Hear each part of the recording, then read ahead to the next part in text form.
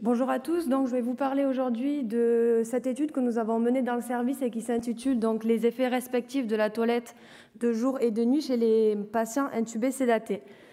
Donc dans mon service, nous travaillons en 12 heures avec un changement d'équipe à 7h15 pour les équipes de jour et à 19h15 pour les équipes de nuit.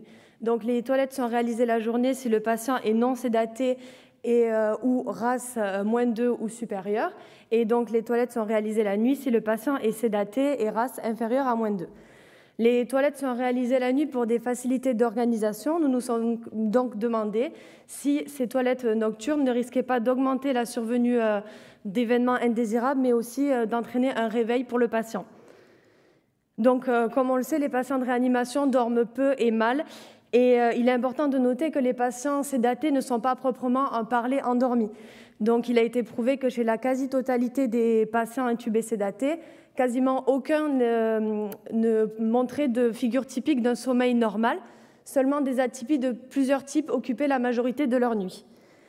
Et on sait que les mobilisations nécessaires à la toilette au lit peuvent entraîner beaucoup d'altérations des grandes fonctions vitales.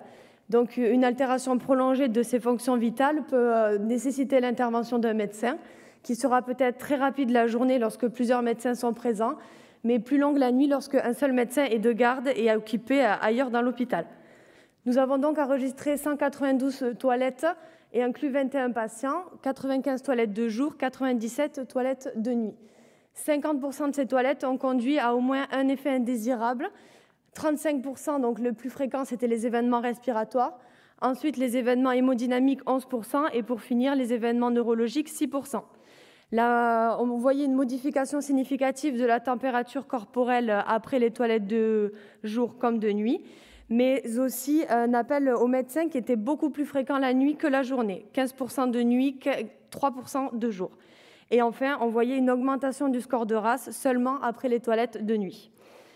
Donc, en conclusion, on peut voir que c'est des effets indésirables qui sont non négligeables pour un soin qui est imaginé comme relaxant, reposant.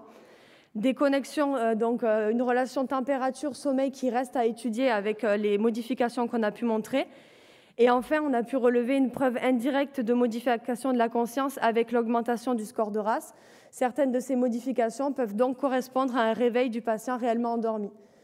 Donc, des travaux paraissent donc nécessaires pour poursuivre l'étude, avec par exemple un EEG pour monitorer le sommeil du patient et voir si les toilettes restent souhaitables et si on réveille réellement les patients réellement endormis la nuit ou non.